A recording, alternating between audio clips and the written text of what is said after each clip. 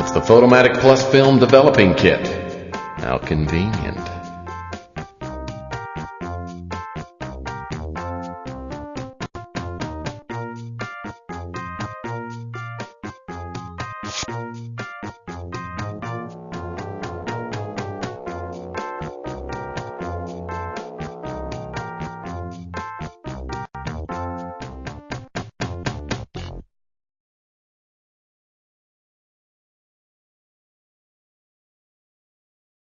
These pictures are sick.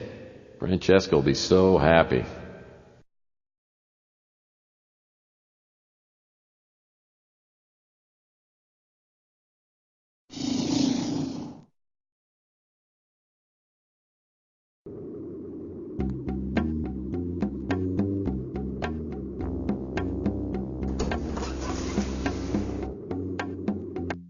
Well, gorgeous, you're back. Did you get the evidence I need? I think I might. Let me look inside my overcoat.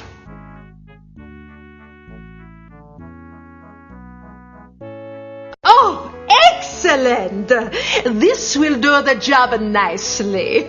I'll answer all your questions now.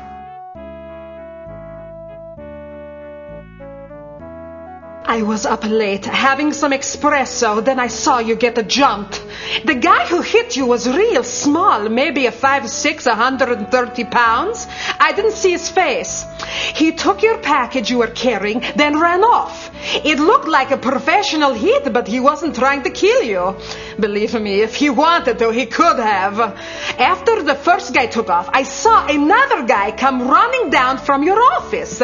He bent over you and went through your coat. Then he ran off too. I recognized the second guy. He was a mutant named Pug. In fact, I remember seeing him hanging around your office for the past few days. Anyway, I went over to make sure you were okay. Sal showed up a few minutes later, and I made him carry you up to your office. That's all I know. Pug is ugly as sin and smells like he sleeps in a latrine. On and off for the past week or so, I've seen him keeping an eye on your office.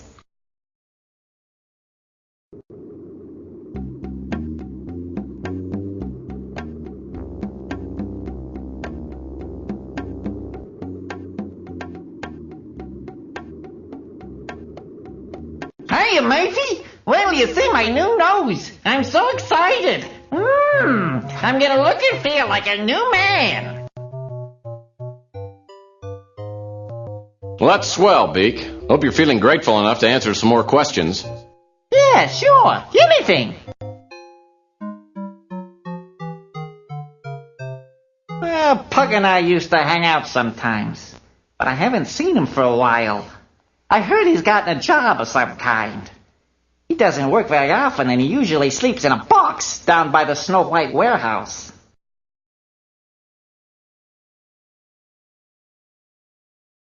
Following Beak's instructions, I hang around the warehouse. Not long after, a gust of wind carries a horrible stench into my nasal passages. I turn and see a shadowy figure waddle into the alley.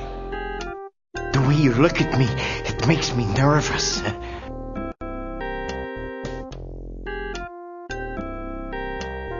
I want my wallet and some information, and I want it now. I must be going now.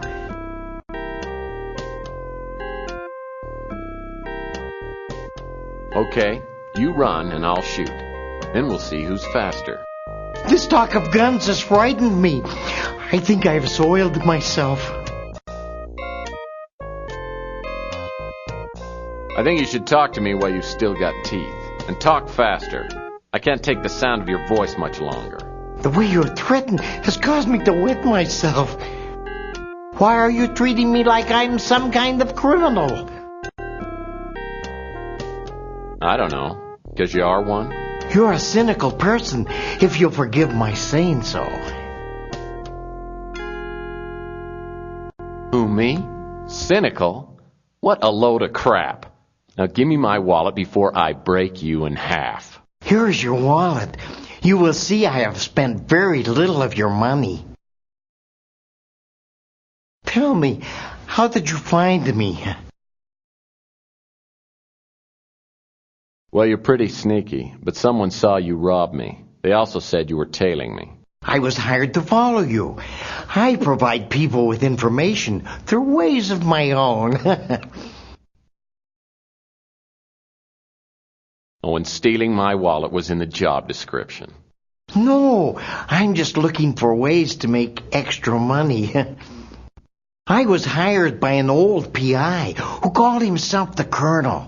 He paid me to follow you and report back on everyone I saw you talk to. He also wanted me to tell him if I saw you with a little statue of a bird.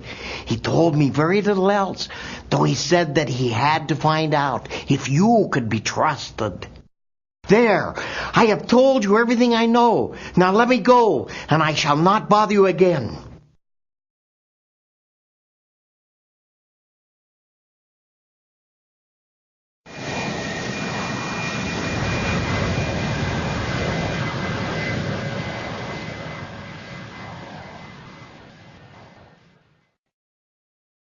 The Colonel was my mentor in the detective biz. When I was a young, idealistic crime fighter, I didn't understand some of the Colonel's unethical PI methods.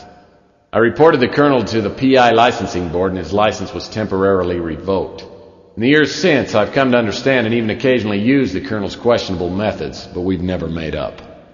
I haven't seen the Colonel's office since we fell out 15 years ago. From the look of the exterior, the Colonel's kept it up nicely. I knock on the door and it swings open. The place is trashed.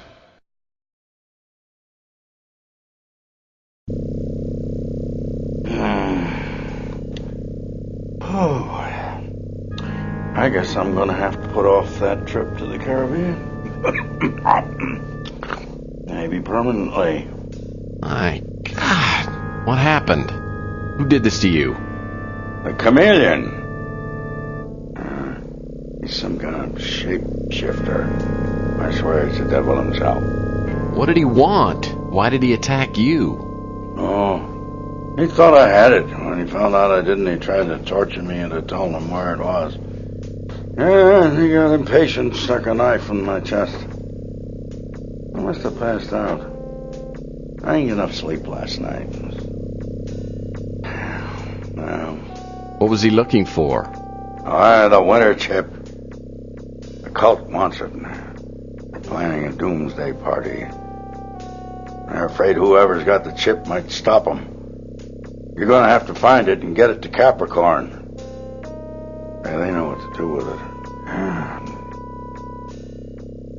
But I don't know where to look. You gotta give me some help. There's no time. There's a disc by the bookcase. It's got information on the winter chip. Don't fail me, Tex. I hope to God you've learned something after all these years. I fly the Colonel to the hospital and the attendants rush him into surgery, but won't tell me what his chances are. I know I should go and search the Colonel's office for the disc he referred to, but I'm having a hard time keeping my eyelids popped open. I decide to go back to my office for a couple of hours of shut-eye. As I open the door, I catch a whiff of expensive perfume, then feel my jaw slam into a brick wall. When my vision clears, I'm seated across from a beautiful Oriental woman with matching goons on either side of me. Good evening, Mr. Murphy. Please, have a seat.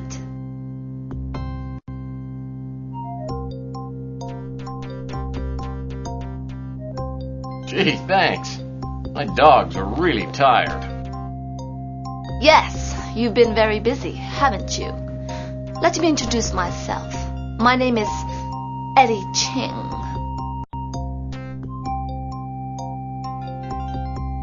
Give me a break. Eddie Ching's a guy, and I'm fairly sure you're a girl. I found it useful for people to think Eddie Ching is a man, but that's no concern of yours. I have learned that you were hired to steal a statuette from my apartment. I admire the skill you display in doing so, but I must now ask you to return the bird to me.